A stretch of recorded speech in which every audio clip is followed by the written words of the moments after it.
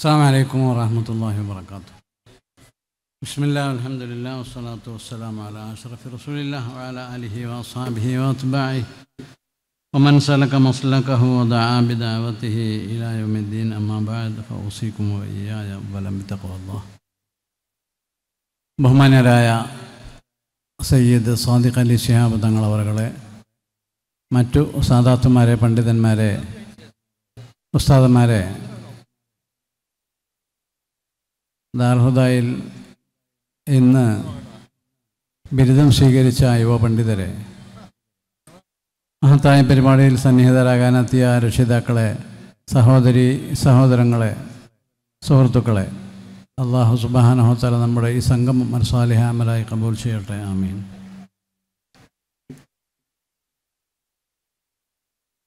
സുദീർഘമായ ഒരു പ്രഭാഷണത്തിന്, ഒരു പ്രസംഗത്തിന് ഞാൻ ഈ സന്ദർഭത്തിൽ മുതിരുന്നില്ല. ദാറുൽ ഹുദ കേരളീയ മുസ്ലിങ്ങൾക്ക് ലഭിച്ച അള്ളാഹുവിൻ്റെ ഒരു വരദാനമാണ്. ഏകദേശം 4 പതിറ്റാണ്ട് മുൻപ് സമുദായത്തിലെ ദീർഘദൃക്കുകളായ പണ്ഡിതന്മാർ, പൗരപ്രമുഖർ, നേതാക്കൾ പുതിയ നൂറ്റാണ്ടിലേക്ക് സജ്ജരാക്കപ്പെടുന്ന പണ്ഡിതന്മാരെ തയ്യാറാക്കാൻ വേണ്ടിയാണ് ദാറുൽ ഹുദ സ്ഥാപിതമാകുന്നത്. 1986 ദാറുൽ ഹുദ സ്ഥാപിതമാകുമ്പോൾ 21-ാം നൂറ്റാണ്ടിലേക്ക് ഏകദേശം ഒരു വ്യാഴവട്ടക്കാലമേ ദൂരമുണ്ടായിരുന്നു. അന്ന് മുതൽ ഇന്ന് വരെയായി അൽഹംദുലില്ലാഹ് ആയിരക്കണക്കിന് വിദ്യാർത്ഥികൾക്ക്, സമർത്ഥരായ, നിപുണരായ, യോഗ്യരായ, പഠന ഔത്സുക്യം പ്രകടിപ്പിച്ച ആയിരക്കണക്കിന് വിദ്യാർത്ഥികൾക്ക് പ്രവേശനം നൽകി അൽഹംദുലില്ലാഹ് 4 പതിറ്റാണ്ട് ഈ സ്ഥാപനം പിന്നിടുകയാണ്. ദാറുൽ ഹുദ നടത്തിക്കൊണ്ടിരിക്കുന്ന ബഹുമുഖമായ പ്രവർത്തനങ്ങളെയും സേവനങ്ങളെയും സംരംഭങ്ങളെയും കുറിച്ച് സ്വാഗത പ്രസംഗത്തിൽ നിങ്ങൾ മനസ്സിലാക്കുകയുണ്ടായി. 10,500-ലേറെ വിദ്യാർത്ഥികൾക്ക് ദാറുൽ ഹുദ വിജ്ഞാന വിരുന്ന് ഊട്ടിക്കൊണ്ടിരിക്കുകയാണ് 4 പതിറ്റാണ്ടായി. ഇപ്പോൾ 10,500-ലേറെ വിദ്യാർത്ഥികൾ ദാറുൽ ഹുദയിലും സഹസ്ഥാപനങ്ങളിലും ഓഫ് ക്യാമ്പസുകളിലുമായി പഠിച്ചുകൊണ്ടിരിക്കുന്നു. ഇവരെയൊക്കെ സമൂഹത്തിന് വേണ്ടിയാണ് ദാറുൽ ഹുദ തയ്യാറാക്കുന്നത്. അവനവൻ്റെ സ്വന്തമായ വളർച്ചക്കോ പുരോഗതിക്കോ നേട്ടത്തിനോ വേണ്ടിയല്ല. മാത്രമല്ല, ഇവരൊക്കെ വിദ്യയും സംസ്കാരവും സമന്വയിപ്പിച്ച് നൽകപ്പെടുന്ന അനുഗ്രഹീതമായ സദനങ്ങളിലാണ് വളർത്തപ്പെടുന്നത്. കേവലം വിജ്ഞാനം അല്ലെങ്കിൽ വിദ്യ എന്നത് ഇസ്ലാമിലെ ഒരു വിദ്യാഭ്യാസ സംവിധാനം അല്ല. വിദ്യ എന്ന് പറഞ്ഞാൽ മനുഷ്യനെ സംസ്കാര സമ്പന്നനാക്കാനുള്ള ഒരു മാധ്യമമാണ്. എല്ലാ വിദ്യാഭ്യാസ മനഃശാസ്ത്രജ്ഞന്മാരും അങ്ങനെയാണ് അതിനെ നിർവചിച്ചിട്ടുള്ളത്. മറ്റു ജന്തുജാലങ്ങളെപ്പോലെ മനുഷ്യനും ഒരു ജന്തുവാണ്, അല്ലെങ്കിൽ ഒരു ജീവിയാണ്. പക്ഷെ മനുഷ്യന് വേണ്ടിയാണ് അള്ളാഹു ഈ പ്രപഞ്ചം തന്നെ സംവിധാനിച്ചിരിക്കുന്നത്. ഖലഖ ലക്കും മാ ഫിൽ അർളി ജമീഅ, പ്രപഞ്ചത്തിലുള്ളത് സർവവും നിങ്ങൾക്ക് വേണ്ടിയാണ് അള്ളാഹു സംവിധാനിച്ചിരിക്കുന്നത് എന്ന് പ്രപഞ്ച സ്രഷ്ടാവ് തന്നെ ഇതിൻ്റെ അടിസ്ഥാന ലക്ഷ്യം വിശദീകരിച്ചിട്ടുണ്ട്. അപ്പോൾ മനുഷ്യൻ സംസ്കാര സമ്പന്നനാകണമെങ്കിൽ അവന് വ്യവസ്ഥാപിതമായ വിജ്ഞാനം, അറിവ് ലഭിച്ചിരിക്കണം. ഏതെങ്കിലും തരത്തിലുള്ള അറിവോ പരിമിതമായ ഒരു വിജ്ഞാനമോ ഉണ്ടായാൽ പോരാ. പരിമിതമായ വിജ്ഞാനം ജന്തുജാലങ്ങൾക്കൊക്കെ ഉണ്ടാകും. മനുഷ്യനാകട്ടെ അവൻ്റെ മാനവികത സംരക്ഷിക്കുവാനും അത് ഉയർത്തിപ്പിടിക്കുവാനും പര്യാപ്തമായ വിജ്ഞാനം ലഭിക്കണം. ആ ഉദ്ദേശ ലക്ഷ്യത്തോടു കൂടിയാണ് 1,01,4 പ്രവാചകന്മാരെ അള്ളാഹു തആല അയച്ചത്. അള്ളാഹു അവർക്ക് മാർഗദർശനം നൽകി. എന്ന് ഖുർആൻ അവരെപ്പറ്റി പരാമർശം നടത്തിയിട്ടുണ്ട്. ഉലൈകല്ലദീന ഹദല്ലാഹ്,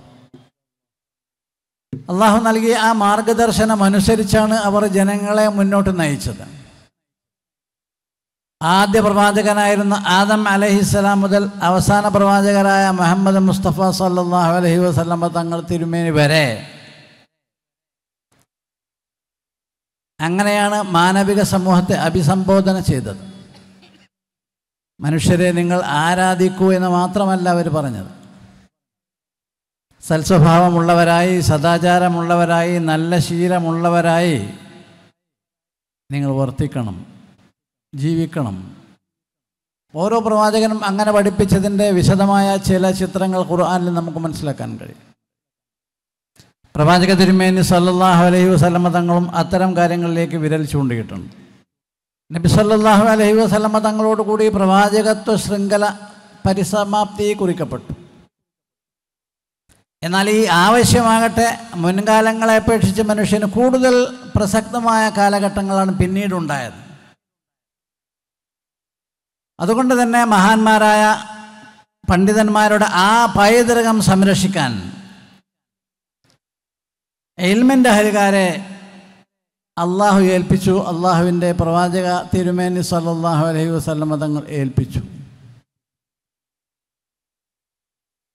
ഉലമാ ഉമ്മത്തി കഅംബിയാ ഇബ്നി ഇസ്രായേൽ, എൻ്റെ ഉമ്മത്തിലെ പണ്ഡിതന്മാർ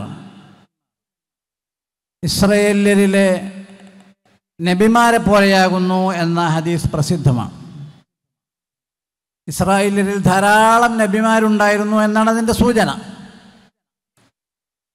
അതുപോലെ ആലിമീങ്ങൾ പ്രവാചകന്മാരുടെ ദൗത്യം നിർവഹിക്കണം. അള്ളാഹുവിൻ്റെ മാർഗം ജനങ്ങൾക്ക് വെട്ടിത്തെളിച്ചു കൊടുക്കുക, അള്ളാഹു നിർദ്ദേശിച്ച കാര്യങ്ങൾ ജനങ്ങളിലേക്ക് കൈമാറുക, അള്ളാഹുവിൻ്റെ ദിവ്യ വെളിച്ചത്തിൽ മനുഷ്യ സമൂഹത്തിന് മുന്നോട്ട് പോകാൻ ആവശ്യമായ പാഥേയമൊരുക്കുക എന്നതൊക്കെയാണ് ആലിമീങ്ങളും ചെയ്യേണ്ടത്. 1400 കൊല്ലം ലോകത്തിൻ്റെ നാനാഭാഗങ്ങളിലും ആലിമീങ്ങൾ ഈ ദൗത്യം നിർവഹിച്ചു.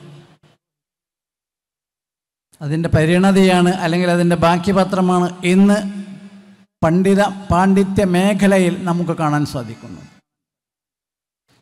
ഈ പൈതൃകം സംരക്ഷിക്കുകയാണ് ഇന്ന് സനത് വാങ്ങിയ യുവ പണ്ഡിതന്മാരുടെ ബാധ്യത, ധർമ്മം, ദൗത്യം. ഇവിടെ 12 കൊല്ലം ആവശ്യമായ അടിസ്ഥാന വിവരങ്ങൾ അവർ കരസ്ഥമാക്കിയിട്ടുണ്ട് എന്ന സർട്ടിഫിക്കറ്റ് ആണ് ഇവിടുന്ന് വിതരണം ചെയ്യപ്പെടുന്നത്. കാലം ചെല്ലുന്തോറും മനുഷ്യ സമൂഹം വളർന്ന് ചിന്താപരമായി വികസിച്ച് ദാർശനികമായി വിപുലമായ മേഖലകളിൽ എത്തിപ്പെട്ട് വളർന്നുകൊണ്ടിരിക്കുകയാണ്. അതിനനുസരിച്ചുള്ള ദഅവാ സംവിധാനങ്ങളാണ് പണ്ഡിതന്മാർ ചെയ്യേണ്ടത്.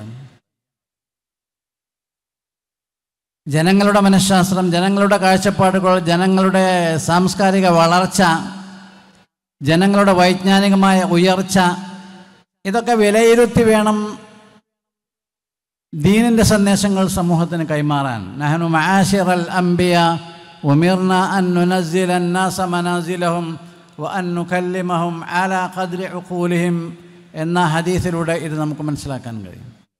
ആ വിധത്തിലുള്ള ദഅവത്താണ് ഇവിടെ നിന്ന് സനത് വാങ്ങുന്ന യുവ പണ്ഡിതന്മാരായ നിങ്ങൾ നിർവഹിക്കേണ്ടത്. സനത് വാങ്ങിയവർ അല്ലാത്ത ആളുകളോട് പറയാനുള്ളത്, ഇവരുടെ ഈ വൈജ്ഞാനിക മികവ് നമ്മുടെ സമൂഹം ഉപയോഗപ്പെടുത്തണം. നിങ്ങളുടെ മഹല്ലത്തുകളിൽ, നിങ്ങളുടെ സംഘടനകളിൽ, നിങ്ങൾക്ക് സ്വാധീനമുള്ള മേഖലകളിൽ, തലങ്ങളിൽ ഈ യുവ പണ്ഡിതന്മാരുടെ സേവനങ്ങൾ, ബഹുമുഖമായ കഴിവുകൾ, നൈസർഗികമായ ശേഷികൾ നിങ്ങൾ സമൂഹത്തിന് വേണ്ടി, സമുദായത്തിന് വേണ്ടി ഉപയോഗപ്പെടുത്തുന്നതിനുള്ള മാർഗങ്ങൾ കണ്ടെത്തണം എന്നതാണ്.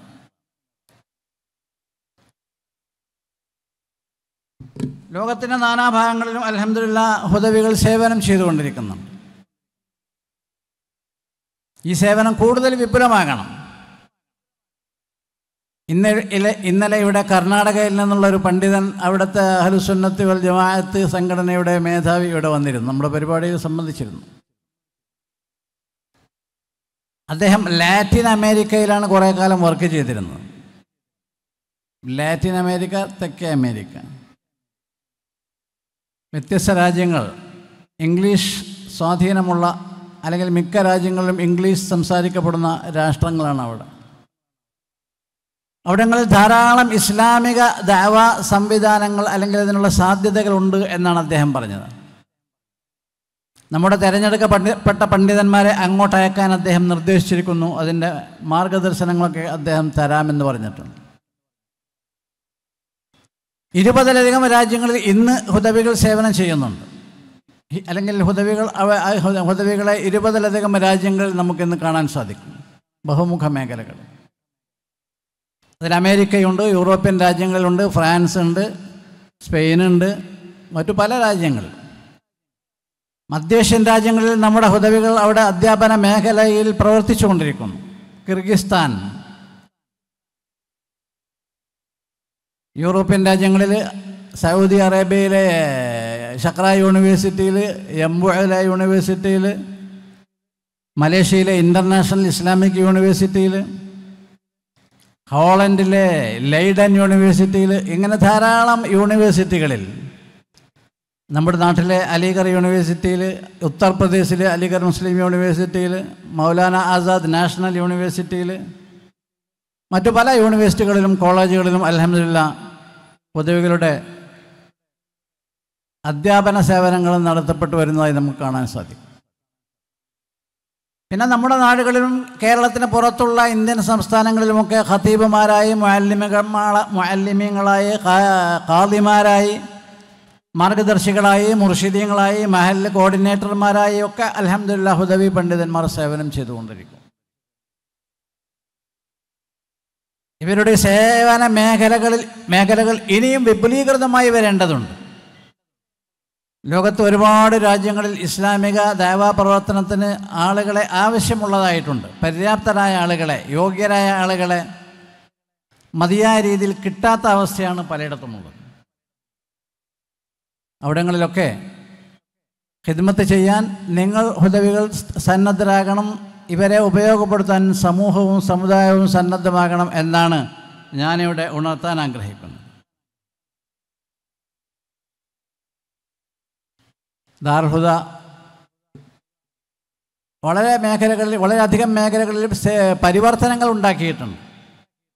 വടക്കേ ഇന്ത്യയിൽ നടത്തപ്പെടുന്ന വിദ്യാഭ്യാസ സ്ഥാപനങ്ങളെ സംബന്ധിച്ച് ലക്ഷക്കണക്കിന് വിദ്യാർത്ഥികൾ, മുസ്ലിമീങ്ങളുടെ മക്കൾ പ്രാഥമിക ഇസ്ലാമിക പാഠങ്ങൾ പഠിച്ചുകൊണ്ടിരിക്കുന്നതിനെപ്പറ്റി, നിസ്കാര പഠനം, അത്തഹിയാത്ത് പഠനം, ഫാത്തിഹ പഠനം, മറ്റ് ഇസ്ലാമിക കാര്യങ്ങൾ പഠിച്ചുകൊണ്ടിരിക്കുന്നതിനെക്കുറിച്ചൊക്കെ നിങ്ങൾ മനസ്സിലാക്കി കഴിഞ്ഞു. ഇന്ത്യ വളരെ വിശാലമായൊരു രാജ്യമാണ്. ഇന്ത്യ രാജ്യത്തിൻ്റെ നഗരങ്ങളുടെ ഉള്ളറകളിലേക്ക് കടന്നു ചെല്ലുമ്പോൾ ധാരാളം ഗ്രാമങ്ങൾ കാണാൻ സാധിക്കും. കോടിക്കണക്കിന് മുസ്ലിമീങ്ങൾ അവിടെ ജീവിച്ചുകൊണ്ടിരിക്കുന്നുണ്ട്. ആ മുസ്ലിമീങ്ങൾക്കൊക്കെ ഇസ്ലാമികമായ പ്രാഥമിക സേവനങ്ങൾ ലഭിക്കേണ്ടതായിട്ടാണുള്ളത്. പള്ളിയുണ്ടാക്കി, മദ്രസയുണ്ടാക്കി, മക്തബുണ്ടാക്കി, ദീനി വിദ്യാഭ്യാസ സംരംഭങ്ങളുണ്ടാക്കി, മുസ്ലിമീങ്ങളുടെ പുതിയ മക്കൾക്ക് മാത്രമല്ല, മുതിർന്ന ആളുകൾക്ക് വരെ, ഗൃഹസ്ഥകളായ സ്ത്രീകൾക്ക് വരെ, 20, 40, 60, 70, 80 വയസ്സായ സ്ത്രീകൾ വരെ ആസാമിലും ബംഗാളിലുമൊക്കെ നമ്മൾ തയ്യാറാക്കിയ വിദ്യാഭ്യാസ സ്ഥാപനങ്ങളിൽ വന്ന് ഫാത്തിഹയും ഖുർആനും നിസ്കാരവും അത്തഹിയാത്തും മറ്റു കാര്യങ്ങളുമൊക്കെ പഠിച്ചു പോകുന്നു. ദൈനംദിനം അവർ ക്ലാസ്സുകളിൽ വന്നുകൊണ്ടിരിക്കും. മുതിർന്ന സ്ത്രീകൾ വരെ. പെൺകുട്ടികൾക്ക് ക്ലാസ്സുകളുണ്ട്, ചെറിയ കുട്ടികൾക്ക് പ്രീ സ്കൂൾ ക്ലാസ്സുകളുണ്ട്, പ്രാഥമിക വിദ്യാഭ്യാസ സ്ഥാപനങ്ങളുണ്ട്, ഉയർന്ന പഠനത്തിനുള്ള നമ്മുടെ ഓഫ് ക്യാമ്പസുകളുണ്ട്. ആന്ധ്രയിലുണ്ട് ഓഫ് ക്യാമ്പസ്, ആസാമിൽ, വെസ്റ്റ് ബംഗാളിൽ, കർണാടകത്തിൽ, മഹാരാഷ്ട്രയിൽ ഒക്കെ ഓഫ് ക്യാമ്പസുകൾ നടന്നുകൊണ്ടിരിക്കുന്നു. അവിടങ്ങളെല്ലാം ഉയർന്ന പഠനം നടത്തുന്ന വിദ്യാർത്ഥികളുടെ എണ്ണമാണ് ഞാൻ ആദ്യം പറഞ്ഞത്. 10,500 പരം വിദ്യാർത്ഥികൾ. ഇവരിലൂടെ അൽഹംദുലില്ലാഹ് ഇന്ത്യയുടെ മുഖച്ഛായ മാറണം. ഇന്ത്യയിലെ മുസ്ലിമീങ്ങൾ വളരെ തരം താഴ്ന്നവരായി ഗണിക്കപ്പെടുന്ന അവസ്ഥയിൽ നിന്ന് പരിവർത്തനമുണ്ടാകണം. മുസ്ലിമീങ്ങൾക്കാണ് യഥാർത്ഥത്തിൽ ഇസ്സത്ത്. ആ ഇസ്സത്ത് പുനഃസ്ഥാപിക്കപ്പെടണം, കൈവരിക്കണം.